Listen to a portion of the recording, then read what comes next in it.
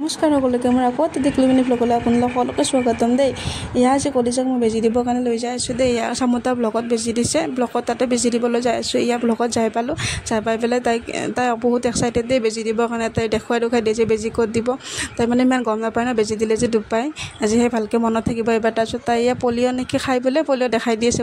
Polio' কয় নেকি, polio' খাই দেখাই দি আছে নাৰ্ছ বাইদেউজনক। তাৰপাছত নাৰ্ছ বাইদেউ অকণমান খুৱাই দিলে, দি পেলাই ইয়াৰ বেজি দিব আহিছে। ইয়াৰ হাতত বেজি দিছে।